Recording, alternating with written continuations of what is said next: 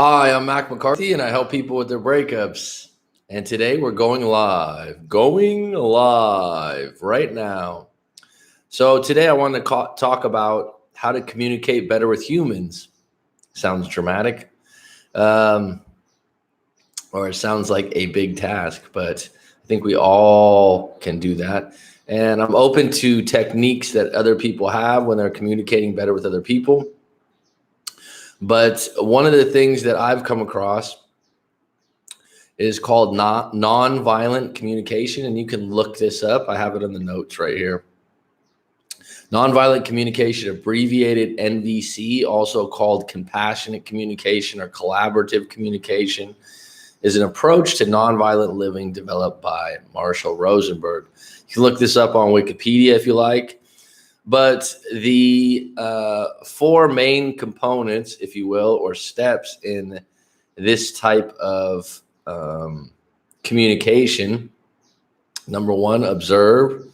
So observe exactly what happened, what you're having a problem with. And the way we can use this in breakups, great, NAV 34D. So we're talking about communication today with a special technique called the nonviolent communication, which I don't know why they use the NVC nonviolent title. Obviously, it's not. There's no violence involved, but this is the title that the person that came up with it is. But the basics of it is really simple, and I really like it because this can deal with any problems you have beyond just breakups. I know everyone comes to my channel for that. But when you have a problem, you observe what happened, what actually happened, and don't get into everything else. Just observe what happened. So, for example, if you get in a accident on the freeway, recently I was in a minor accident. Hello, Claire. Recently I was in a minor accident. So the way I would communicate with this individual before I started, observe what happened. In the accident, someone backed into me on a hill, right? So I got out of the car. I'm thinking, okay, that's what happened. Your feelings are upset, a little bit angry. Your needs are, my needs in this particular situation were, are you okay? Are you calling the police? What's going on? And then the request is, what do you want from me? What's up, Mike? Missed you the last few times, bud. Topic of today is how to communicate better with humans. Techniques to try, and this particular technique, nonviolent communication, you can look it up. And like I said before, when I started this, Mike, it's called nonviolent communication. The guy's name is Marshall Rosenberg. But at the core, if you look at the side here, it's a really basic way to break down a problem or an issue you're having with someone, because a lot of times we go all over the place. And just like when I have someone send their story and I'm like, what happened? There's verbals and nonverbals. Absolutely true. But this particular style or technique, which you could take it or leave it and do your own research, I found it really interesting because if something's really, really bothering you with someone at work or your relationship, take a step back for yourself and observe just what happened. Don't get into everything else. What happens is when you observe what happened, you're actually just stating the facts or what's the most true. Then the next step is, how did it make you feel? The next step would be needs. What do you need from this situation? There's a lot of times in breakups, people always come back to, I need closure, right? I'm feeling like I don't know what's coming next. So you could apply this to breakups a lot, this 1, 2, 3, 4 step process. And it's really simple, and you could do it with journaling and get to the thing. So when I've done this with problems I have with other people, and I just write it out to get more clear. Okay, Claire, a lot of people do. So maybe you want to try this technique on your own. And the technique is, like I said, you guys can look it up on your own and look up Wikipedia. They got a bunch of information on it. I think it's good information. It's like one of those things. Why complicate things when you have Wikipedia, right? I mean, it gives you so much information. So what I'm saying is, for you, Clarabelle, go back to the basics of what happened. What were your feelings? what were your needs, and then what was your request. And the big part is your request at the end, right? Your request at the end might not be met, but at least you're clear on what you want. Because a lot of times you're always focused on what someone's not doing, or the idea that your request isn't going to ever get made. But the idea to state your request at the end, whether you divulge that to the person you're talking to or not, at least you're clear on what it is you want. All right, so feel beta, hate it. Okay, so let's get into this. This is a nice time slot. A lot of you guys are on the East Coast, I think, so this really helps you out. I'm at 6:30 a.m. All right, so let's unpack this. What's up, Coach? What's the topic today? Mike's always in effect. Nonviolent communication. And I don't like the term just nonviolent communications because it's such a broad thing. That's just the name of this particular technique. If someone else has something else out there that they want to share that they think is a really good technique of communicating with people, or even I actually use this technique with myself to break down my problem with someone and get clear. So Clarabelle, you need closure. So like I said, maybe you just want to take a minute to observe what happened. What's the actual problem in 2 or 3 sentences. Don't go on and on and on. What were your feelings from the situation? What were your needs? And then what's the request you want? And the request is what you expect based on what happened, based on your feelings and based on your needs. It doesn't necessarily mean someone's going to say, okay, that's fine with me. But if your request isn't met, or at least met halfway, then you might have to just say, well, this isn't going to work out. Feel beta, hate it. Melted blue. You should read the book Rational Male, maybe. I know I recommend that book all the time. I'd read Rational Male and Models as a combination. By beta, you mean not alpha, correct? Is what you're saying, melted blue, just to clarify where you're going with that. I had something happen like that. Well, you can, the alpha and the beta male thing fluctuates a lot. It fluctuates a lot with all men. And I think you can get caught up in that because there's so much information on that on YouTube. At the end of the day, you need to be yourself. You need to be who you are. And also you need to be capable if you want to make changes in your life, and you can change your personality and the things that you do, but you don't want to overcompensate and do or act in a way that's not you. It's not comfortable. All right, let's get into this, Mike. I had something like that when 2 of my coworkers were about to fight each other over a rumor. So immature, right? I stepped in and became the mediator because I was cool with one, and the other I didn't want to see get beat up, maybe get fired. So, sat down and had that talk. Good for you, Mike. Good for you. Yeah, well, you in that particular case, you played mediator. You heard both sides. You knew both people because you worked with them, so that gave you kind of an in. And just for the future, this kind of technique, it just gets more clear, because what happens is, and no part of this technique is their insults, is they're taking shots at other people. I'll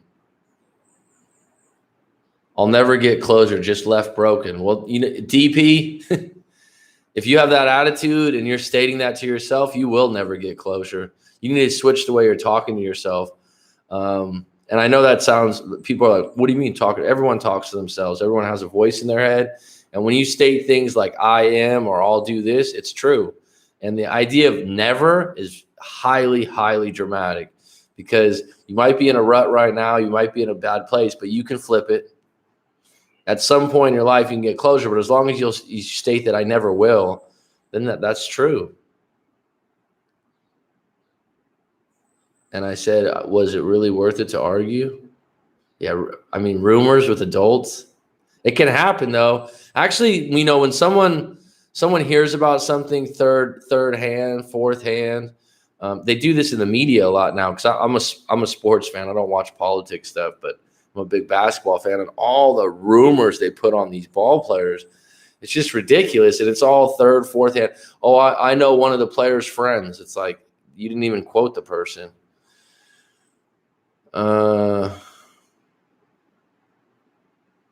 It died down for a while.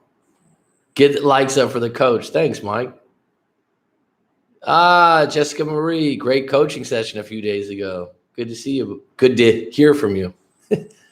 We haven't spoken ever since October 28th. So this idea, the strength in our scars by Bianca. Read. Okay. You know what? I'm going to write it down. I'm going to make a note right here. This is what I actually could do, Clara. I can copy and paste it.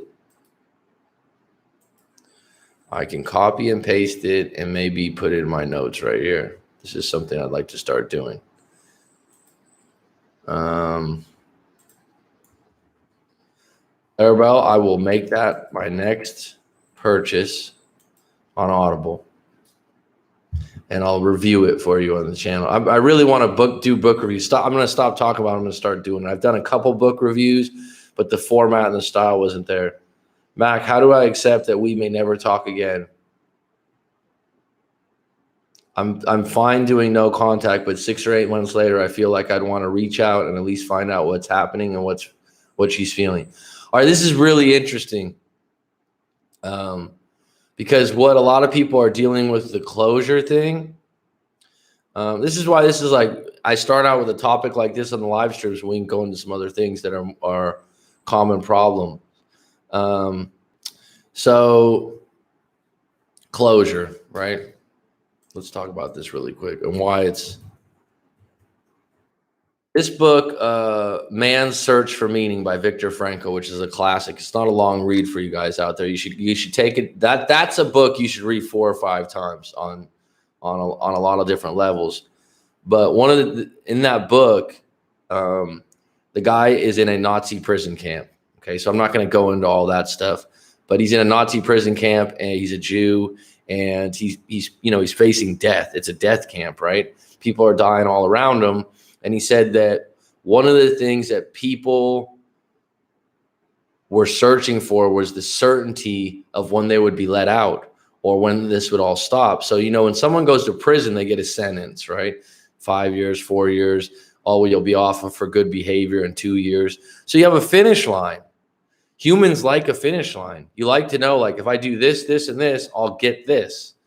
Or I'm being punished for this, but I'll be out of the corner. And, when you're a little kid, you kind of have an idea, like, at least when you get spanked or you get smacked, it's over with and you already got in trouble, right? So what you're dealing with in a breakup and no contact, there's no finish line. And that's what drives you fucking nuts. And you think, oh, I don't have any closure. The idea is that, like this guy was mentioning during the prison camp, the people that would develop some kind of finish line, he said someone would have, say, a dream. And they would say, like, July 30th, I had a dream, and somehow they came to the idea that on July 30th that they were going to be set free by then, and it would be the summertime and all this stuff. And July 30th would come and the camp was still going. And he said within 5-6 days, those guys would die because their will was lost because they were so set in on having a finish line. Where am I going with this? With closure, it's kind of the same thing. It's like your closure is not going to come at some particular time. Your closure is going to come at a moment when you're completely moved on with everything else in your life, right? Like the other things in your life are going really well. And when things are going really well in your life outside of your love life, that's when your love light sprouts up. So your professional life, your spiritual life, your family life, when I say family, like your extended family and friends, all those things, when you're at your best, people notice it. People notice it. They're attracted to you. When you're going out of your way, and I'll tell a big part of that is if you're obsessing over never talking again or not having closure, then you're really too much focused on yourself. That might sound counterintuitive, but you're very much focused on what's good for you, what's happening with you, and you're not going out and you're not giving to the world. You're not helping people out. It's like Mike mentions this thing about these 2 coworkers, right? I know Mike's got a little temper on him too, because I've been in some email talks. I've talked to Mike, and he's got his own issues with getting upset about things quite a bit. So for Mike to step in with 2 coworkers and be the bigger person, it comes from experience, right? But in that particular situation, Mike had no gain. He's going, look, I don't want this guy to get fucking fired. And the other guy's a friend of mine. So I'm going to step in. In that particular case, you're doing something for other people. Okay. And like I said, if you're obsessing over closure and your ex coming back, you're really obsessing over yourself in a lot of ways. You think it's them. You think it's their spell that they have over you. But in actuality, you're not going out there and being active in society. I'm fine doing no contact, but 6-8 months later, I feel like I'd want to reach out and at least find out what's happening and what she's feeling. Okay, so if you're 6 to 8 months later and no contact, I don't recommend you reach out. I recommend you keep moving on, keep your head down and keep moving. If you want to, though, I don't think it's the biggest sin. But here's the thing. If you contact that person and they're cold to you, you just went back to ground zero all over again. You just got to start the no contact process. You got to start thinking, oh, they don't ever want to talk to me again. If you ended it on a note where you said, hey, I want to talk to you again, or it's obvious, they have your phone number. They have a lines to meet you. But if you want to reach out to them, go ahead. The consequences are you're going to just get slammed back to ground zero. I don't want to reach out, but then don't reach out if you don't want to. But I know I wouldn't truly move on if I didn't. Do you think it's right?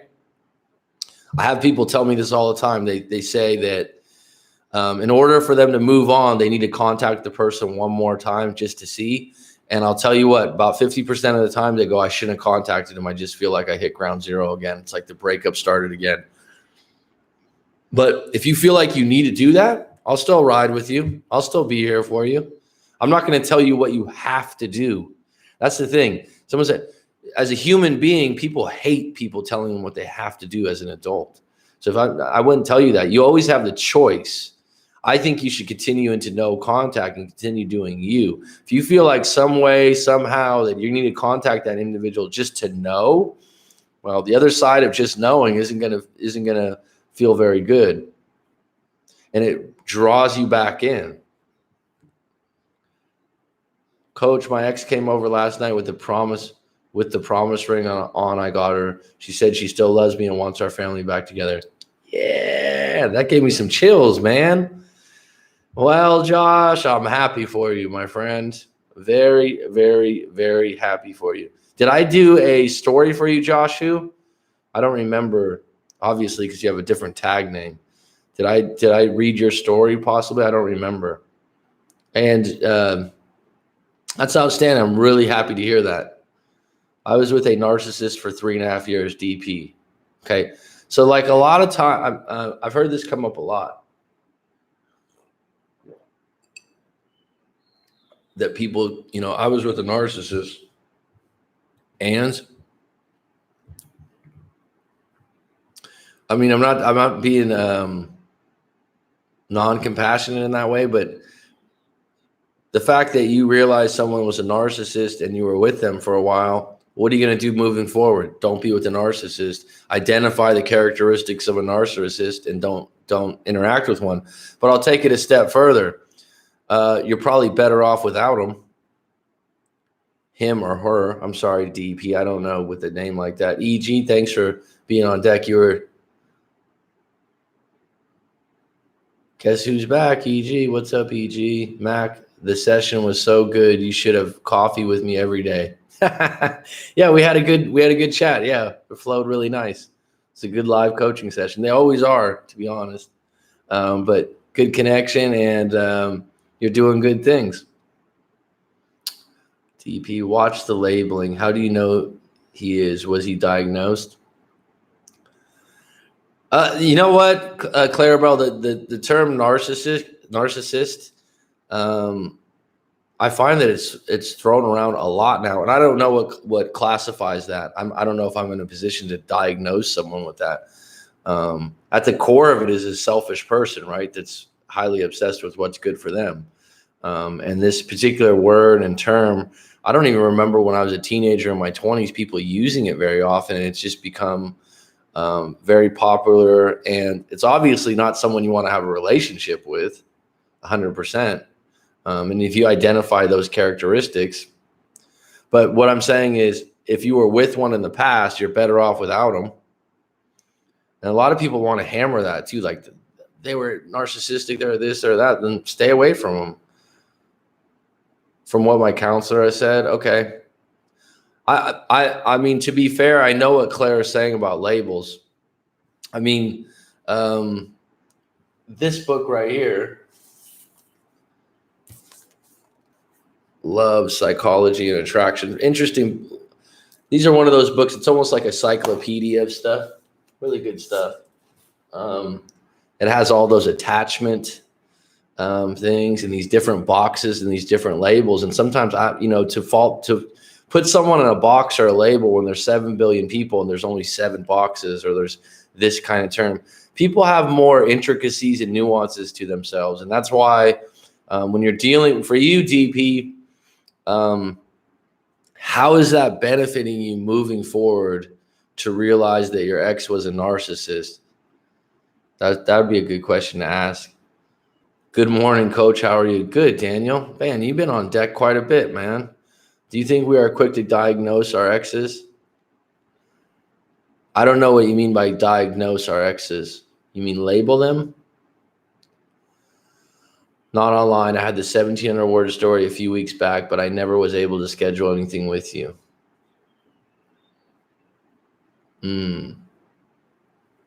Well, it sounds like you're doing damn well right now, bud. I'm really happy for you. Mental health can diagnose. It's being used idly. Okay, EG, you're asking the group because you've asked me this question quite a bit. Widely, I think people should really, it truly knows what is before putting personalities, historic attachments. They have to be diagnosed.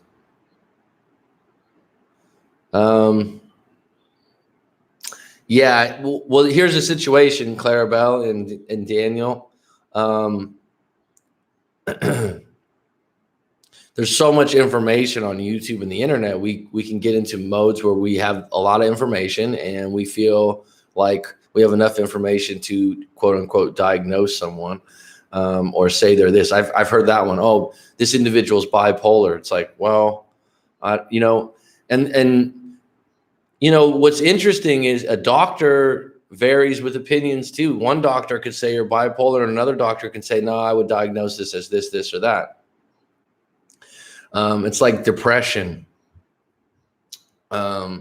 Years back when I grew up, there wasn't, like when I was a teenager and stuff, there wasn't a bunch of people that were like, I'm depressed. It seems like there's a lot now that I suffer from depression.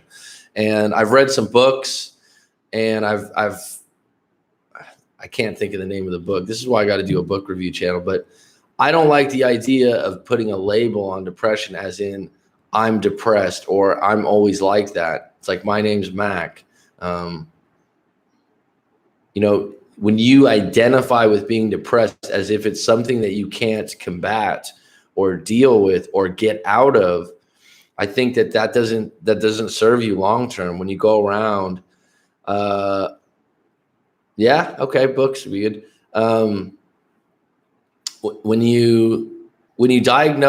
someone diagnoses someone and they say you're depressed, I don't know if it helps you long term to feel that way unless you can shed that skin, if that makes sense. Because I think over time in history, everyone's been depressed or very sad, and you have to crawl out of that hole and get out of it on your own. But going around and telling everyone I'm depressed, this is just me, I suffer from it, and taking medication, I don't think that's the best answer. I think there's certainly severe cases of it for different reasons, but there's ways to work on it.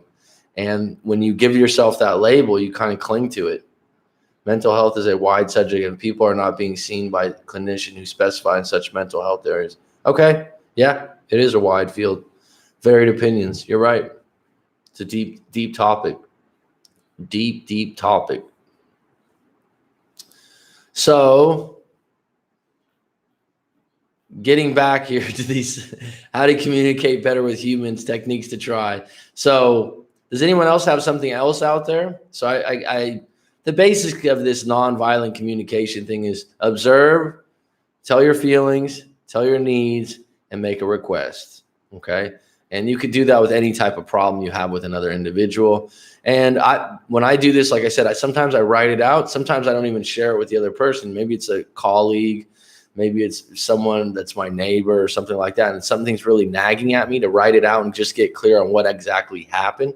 Sometimes we're recreating the facts. I got in an accident. The person backed into me. That's what happened. How was I feeling? Scared, upset, and annoyed. I don't know. Needs. I need to know, is this person going to call the police? Are they calling insurance? Request. Do you realize that you hit me? All right. You can apply this to breakups too.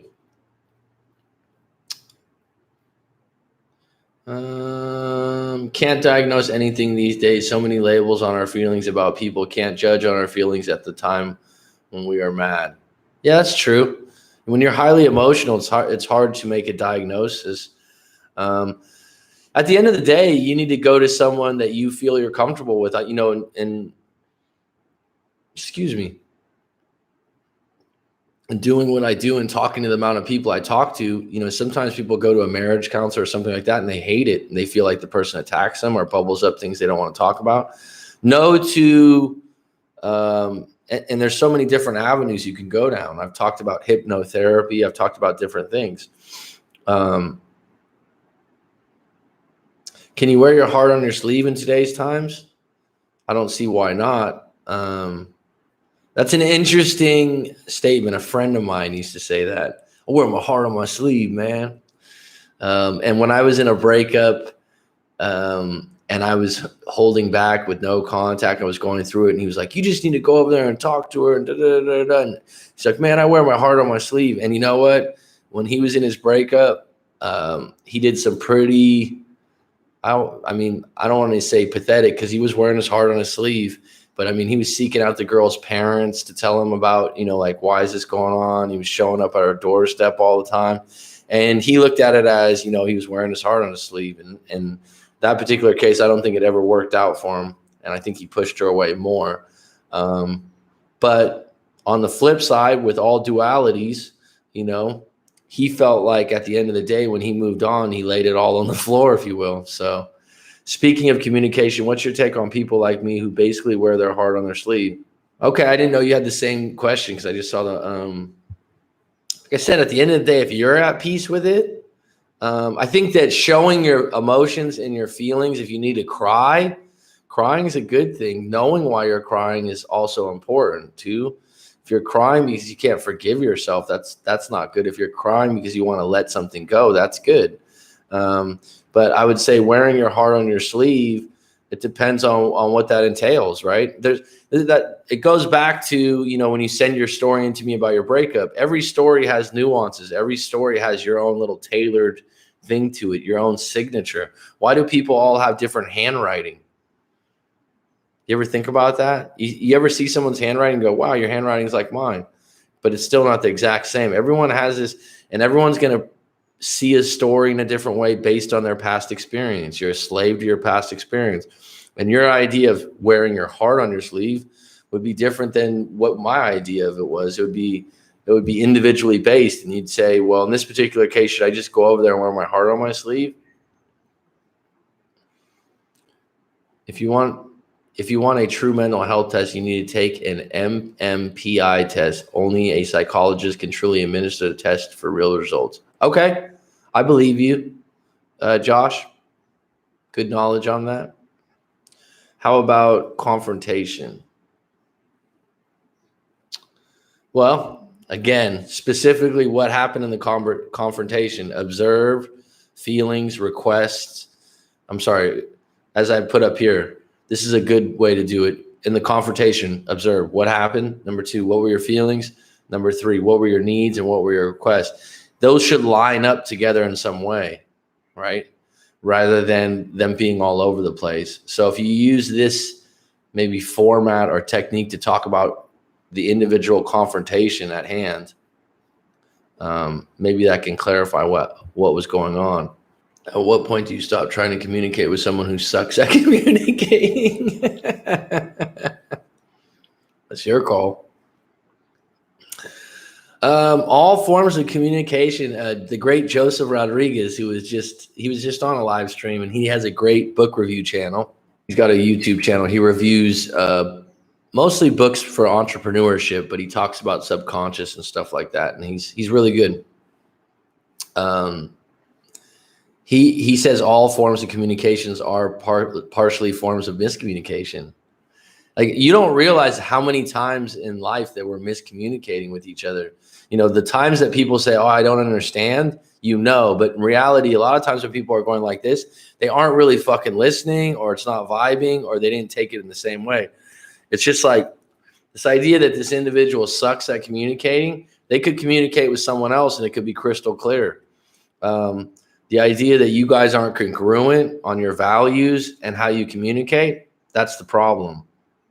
And that's not him necessarily in your case, Jessica, or the person.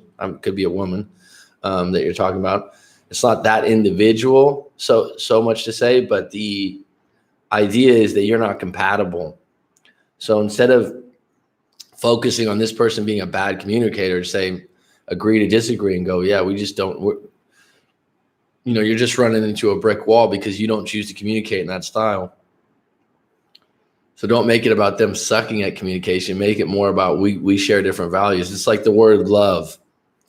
People talk, well, she didn't love me or she didn't love me. Well, people's definition and the way that they act out love is much different than other people. Think about that. Think about how different people are with being selfish. What's selfish to an individual?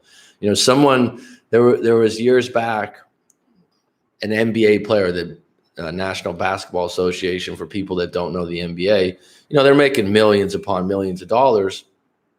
And there was a guy years back, he got offered, and this is a low contract now, like $21 million for like 3 years. And the media is talking to him. He turned it down. He goes, I got to feed my family. Everyone's going like, what the hell is this guy talking about? The guy ended up going bankrupt years later. And everyone thought, what an idiot. But I mean, that's how he communicated it. That's in his head. That's how he validated not getting what he thought he was worth, which was more than $21 million. He turned down that contract. They didn't offer him another one. So all forms of communication can be a form of miscommunication because individuals have so many different ideas of what's right and what's wrong. And so when someone says something to them, they literally take it into a different filter, spit it back out, or keep it inside. And that's why a really good place where people can be is when you don't understand something. Wait a minute, rephrase that again, please. What did you mean by that? I'm sorry, what did you mean by that? I don't understand. A lot of people don't do that. They just keep running with it. And they just go, yeah, okay. And they just flow over it. And then later on in the conversation, you're like, you didn't understand what I said. Or you think that the person is a bad communicator. Society tells us men should be alpha males, strong, confident leader. But we're also told to be ourselves and not change for anyone. Soft, emotional, shy. What do you think? Okay, are you talking about yourself? Okay, that's a generalization that society. I mean, there's certain societies in the world that I don't know if they push people to be alpha. So overall, maybe that's strong, confident leader, but we're also told to be ourselves and not change for anyone. I would say that whatever society's telling you, or you feel like it's telling you, to question it and shape your own path. Read books, get different perspectives. It's like when I recommend that book, The Rational Male, and the book Models by Mark Manson. They're two different perspectives, and I don't agree with 100% of either. But that particular book would be really good for you, Nav 34D, for the questions you're asking, because that book touches on that stuff. But you never want to feel like you're following social norms because you have to. You always have the ability to change. You always have the ability to pivot. The easiest way to create change is to change your environment and change your friends or change your workplace. If you don't like where you're at, or you don't like what you're doing, or you don't like your group of friends, you don't like what society, and here, let me take this a step further. There's many societies, there's subcultures, right? So if you want to get into this, and Jessica, you're into, was it you that said you're into sociology? No, I'm sorry, this is a different person. But Okay, so if you go to, like, I lived in San Diego for years, Southern California, right? I went down there. There's this whole surf culture. It's a subculture of San Diego. They go surfing.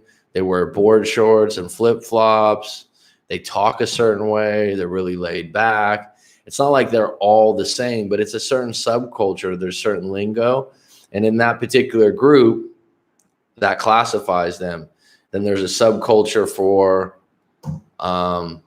nannies, right? Well, I used to have an ex-girlfriend that was a nanny, right? When she was in college, to make extra money. It was good extra money. And within that subculture, she'd be friends with other nannies, and then she'd be friends with rich families that would want her to house sit. And that like, you see what I mean? We're all in these little subgroups or subcultures that we identify with. And so to say that society overall wants you to be this one way, well, then you need to change the parameters of the society or subculture you're in to fit what you like and what you believe in. But to take it a step further, if you're emotional and you're shy at times, you need to get to a point where you're comfortable with that and who you are. My psychologist made me take the MIP personality and IQ test after the breakup. I've been diagnosed with manic depression, PTSD, ADHD, narcissism, anxiety, clinical heartbreak. Has that helped you in that diagnosis? Just curious. Wow. My IQ even dropped down 117 because of the depression, anxiety, and PTSD. Wow, Josh. Wow. I don't know. I'm not a psychologist, so I'm not going to speak on that. I'm not in that arena. I haven't been trained in that field in that way. If you were satisfied and believed those results to be true, I certainly would get a second opinion with all those diagnoses. Jessica, confrontation pushes them further away from my experience. Coach Mac has the best advice. Thanks, Melted Blue. I agree. I'm in no contact now. That's true. I realize that my ex's definition of love is different than mine. People want to reshape how other people look at the world, and it ain't fucking happening, because everything, if I can get really crystal clear, everything that happens in a person's life shapes their point of view now. Does that make sense? Right? I used to work with someone. I've worked with a couple different people, actually. They don't drive. I don't drive. They're in their 20s. And in California, most people drive, right? Unless you live in San Francisco, then a lot of people take the public. When someone doesn't drive, usually you go, what happened? Oh, I was in a car accident when I was 10. Oh, I was in a really bad car accident when I was 7. They never want to drive again. It's always the same thing. As far as something traumatic happened that makes them believe it's going to happen again. It happens in breakups. It happens in relationships. Oh, I always get cheaters. Well, who was your first relationship? Oh, they cheated on me. So why would you be in another one? Oh, I don't know. Because you're drawing that to you because you want it to be true, because you feel like it's true about relationships. Her mother hates her father. She grew up in between arguments with her parents. She never had a relationship to look up to. That one book by Mark Manson is really good. Models by Mark Manson.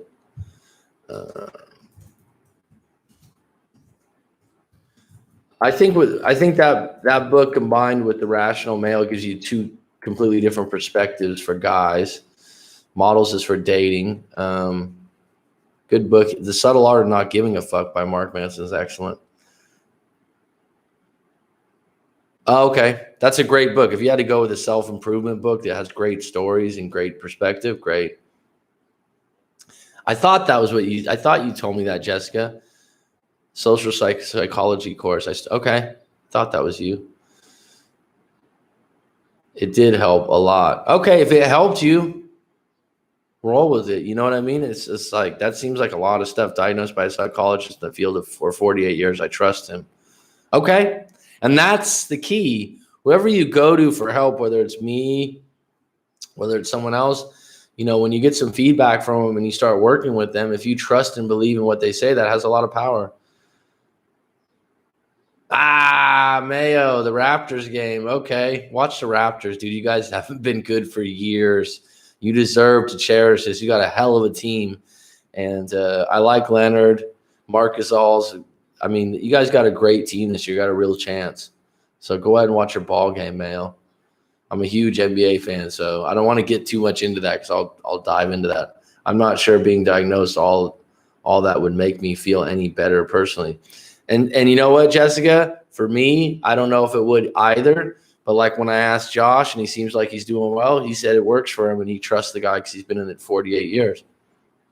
I'm someone that I don't know if those labels would hurt or hinder me, but in his particular case, he said it worked. It's just like a couple of days ago, everyone's talking about other breakup coaches and different things. And people are bagging on Brad Browning, and someone hops on and goes, I love Brad Browning. He's the best coach I've had, and I've talked to him directly. I'm like, all right, well, great. Then worked for someone.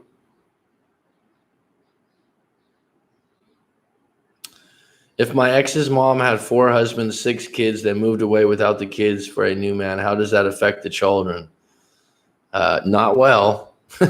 Will the grown-up daughters be capable of real love? I don't know. That's a good question. What's your definition of real love? See, that's the thing. That's the thing is that your idea of real love and her idea of real love is going to be different. It's like I hear all the time in breakups, people going, oh, I wish he would fight for the relationship. I mean, what is the definition of fighting for the relationship? When is it fighting for the relationship? And when is it, you're being annoying or you're being controlling?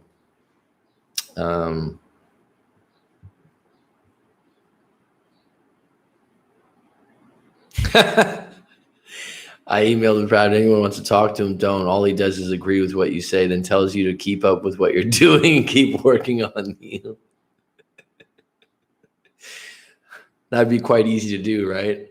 I've had someone else that I've done a live coaching with talk about another coach in the same way, that they just kept hammering the same thing. Like, he's like, he just keeps telling me to be in no contact. And I'm paying him all this money, and he just keeps telling me to stay with that. And I was saying that I won't mention who that is, but and they were saying when they talk to me that they like the idea that we go over different options and then we go into different stuff. A lot of times, Jessica can attest to this. When I'm in a live coaching, we go into a lot of different routes of different stuff. Yeah, me neither.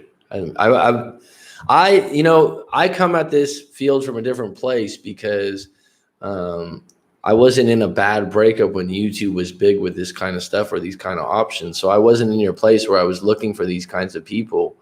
I'm coming from a different perspective. So when people ask me that, I'm sure, though, Browning, Clara, Brad Browning. I'm sure, though, and the fact that his name comes up and people talk about him, he's doing something. Corey Wayne's great, man. He's a legend. I don't mind, Josh. Fuck no, I don't judge you, bro. No way. No way. Dude, Mac, you went into detail. I get into detail, don't I? I mean, when we talk, we go down some rabbit holes on different things. And we usually have a laugh at some point in it too, which I'm proud of, usually in a coaching, to get someone to lighten up a little bit.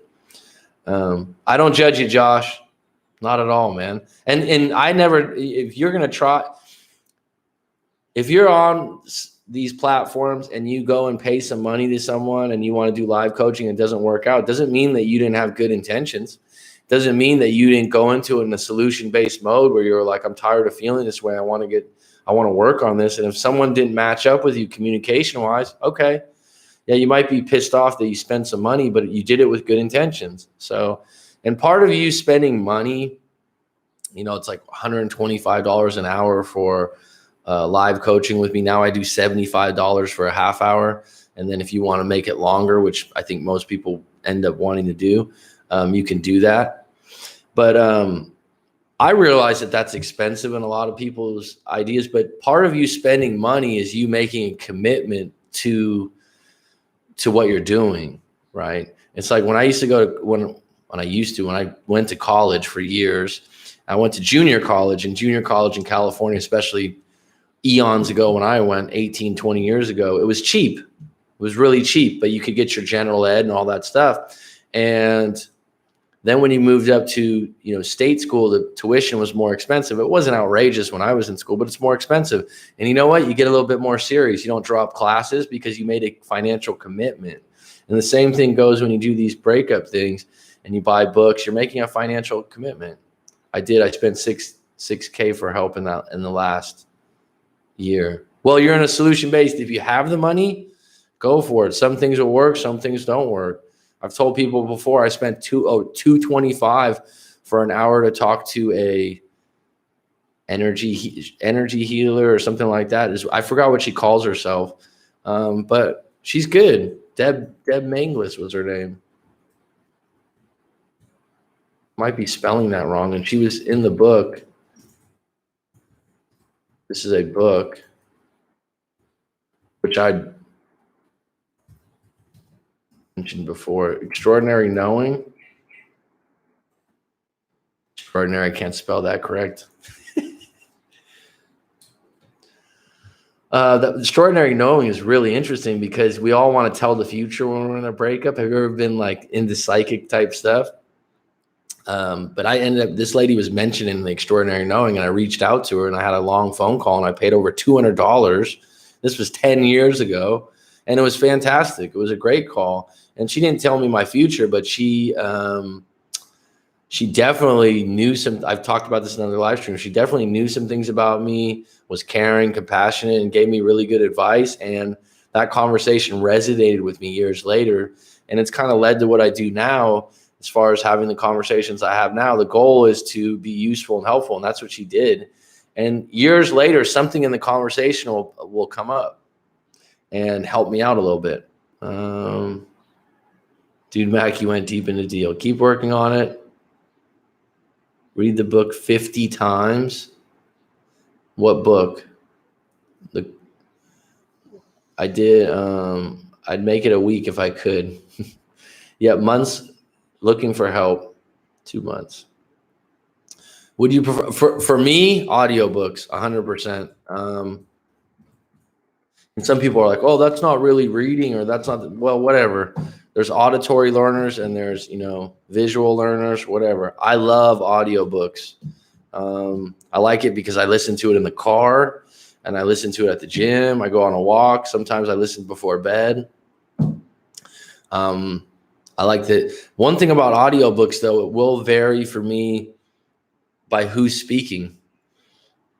I downloaded Civilization and Its Discontents by Sigmund Freud a few months ago, and I've read that book before, or not downloaded, bought it from Audible it was cheap. And it was a very thick British accent. It's not like that's bad. It's just that accent, listening to it was hard to digest. Am I a real fan if I know he prefers audiobooks? I mentioned it in my other videos because I recommend books and I always tell people I didn't read it, I listened to it. Was it the law of attraction stuff with Deb? No. I think she has a website. I think you can Google her if you want. It wasn't law of attraction at all. She's considered a psychic in some ways, right? I don't want to use that word because I think she calls herself something else, spiritual healer or something like that. She's not hokey in any way. I mean, she was a nurse. She's from Boston. She's got some grit to her. She's not hokey like, oh, my magic ball and all that other stuff. But she'll do like a read of you without knowing who you are. And some of the things that come up, I'm like, what? Not detailed things, but you really spend the time, Coach. I'm a loyal follower and appreciate your dedication. No ass kissing. Thanks, Melted Blue. Well, I'm going to go in about 8 minutes here. I got some things to do today. I think this was a good time slot. We didn't get a ton of people. Maybe it was a topic today. I don't know how this works. When it shows 6 people, that's the exact amount of people that are actually watching or on deck for typing. hopefully this idea resonates with a couple people that, observe.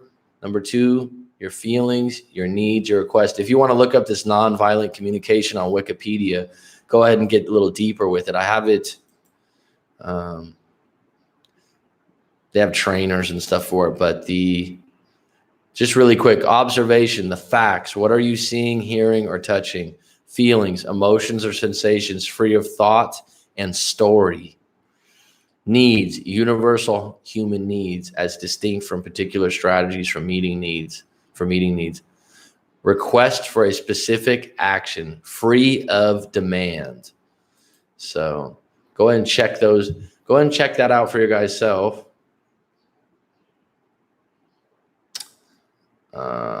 Coming back to communication, how do you talk to someone who is busy talking to other people when you are together without being needy?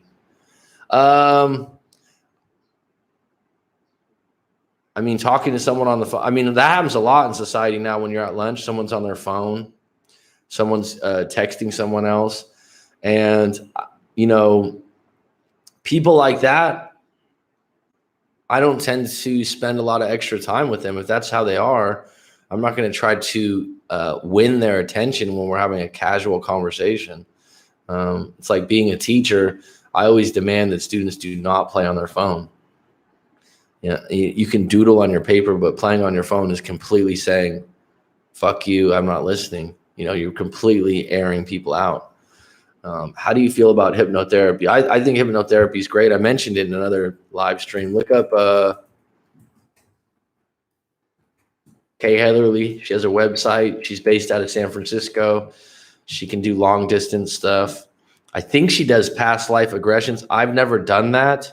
I would certainly be open to it. I don't know if I believe in it, but I'd be open to trying it. I'm kind of on, I'm not sure about that part.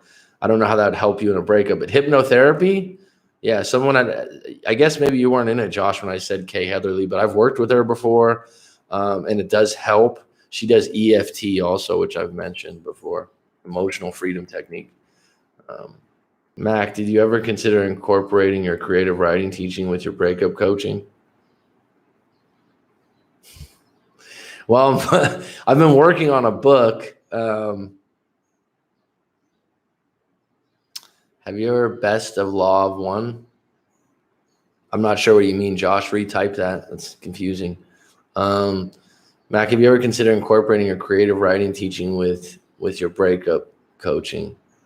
If off the top of my head, one of the thoughts and one of the biggest parts of the creative writing course I teach, which creative writing is a huge field. So, to do one course in it, I wouldn't even say I'm quote unquote an expert. The law of one, no, I haven't heard of that, Josh. But one area that is a big base for the course I teach is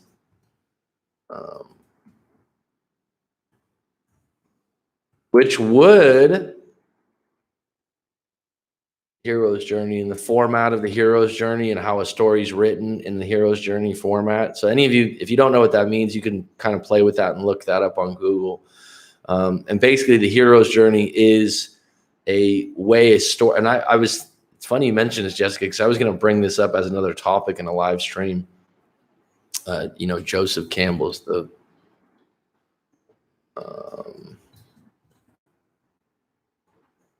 Joseph Campbell's the father of the hero's journey, but all stories have this particular format, if you will, or most stories do. And it starts out with, and the thing is, it has to do with breakup. So the hero's journey, I can't get into this right now because I only have a few minutes. So go ahead and look it up yourself. And you know what, Jessica, I'll probably make this a topic for tomorrow. Title is communicating. What specifically are you referring? I don't know your question, Melted Blue. I'm sorry. When we do these live streams, it's extremely interactive, and sometimes I'm like, you fragment what you're focused on. I like it though. I enjoyed getting in touch with you guys and answering some of your questions. I only got a few more minutes. Does anyone have any closing questions here?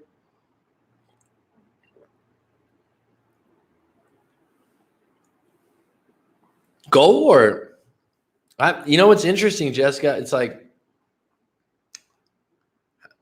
I'm not very. Of course, everyone likes a form of music, but music someone's passion, they're really into. I mean, write some songs. Absolutely. I've told you guys before, one thing I would love to do with the people I do live coachings with and connect with is be able to connect you with some other people that have similar, how should I say this, similar interests from all around the world. Because like I said to Jessica, I had a live coaching a week earlier from someone that had some similarities that were pretty interesting. It's like she likes songwriting and stuff like that. And to kind of hook you guys up and not maybe go on about breakups, but just make a new link, a new contact. It's so interesting to meet new people, new connections, and it really helps move you forward. But definitely write a song, share it. Why not start a private Facebook group for us all? I know you think Corey Wayne's just for men.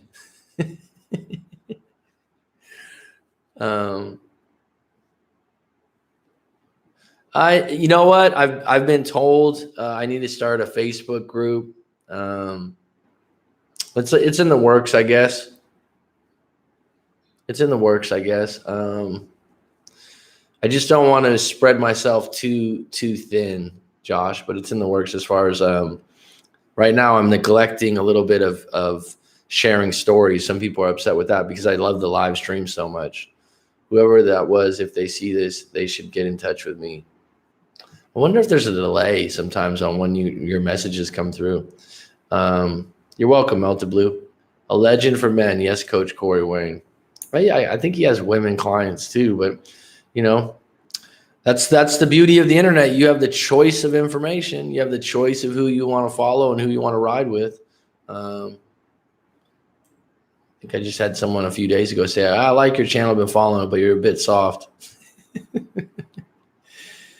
Yeah, we're just at that point. So this was a good little time frame, good interaction today. That's why I think the Facebook page would help. We could keep talking and make our own posts and help each other out 24/7. You could focus on videos. I like the live streams though. I know what you mean. Thanks. And you know what? Any of you out there, when you make recommendations or you're trying to help me out, thank you. I really appreciate it.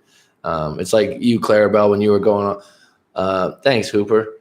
It's like you were going on about helping me out with hooking up with Love Chat and stuff, and I was kind of saying some things. Thank you for that. I appreciate that.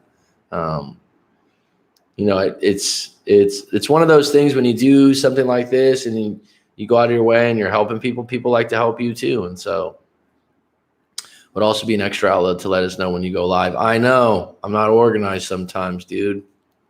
It's one of my faults, and it's something I'm working on. I'm very good on the fly. I don't get stressed about a lot of stuff, but the other part of that, sometimes I'm a little unorganized. I'm a little all over the place, but I'm working on that. I have that in the work, and shifting this channel and what I'm doing into gear a little bit here. I love the stream. Thanks, Hooper. Sorry to see what happened to them Sixers, dude. I'm not really getting into this whole feminine energy thing. Stay live for sure. Don't overstop those. Thanks, bud. I am. This is something I was going to talk about maybe tomorrow in a future live stream was I'll talk about the hero's journey because that's a good thing to talk about, Jessica. But if you want to write your own song or something like that, there was a guy that wrote like a really good poem. I shared it on one of my videos as an outlet because there's sometimes you see people and like, wow, your writing's really, really good. And his was really good. And I was like, man, you should write some stuff for the channel. And he wrote out a poem that was really cool. And he said he enjoyed it. But anyone know what a flow state is? Act of flow. This is something I'm going to talk about. Basically, you know, the act of flow is when you I'll try to do it. I'll tell you what, I'm going to try to stick with this time frame because I think it's good for a lot of people between this hour and the next. The act of flow, though, and the hero's journey are two things that I'm going to talk about probably. I'll tell you what, Jessica, I'll send you an early email before I go on.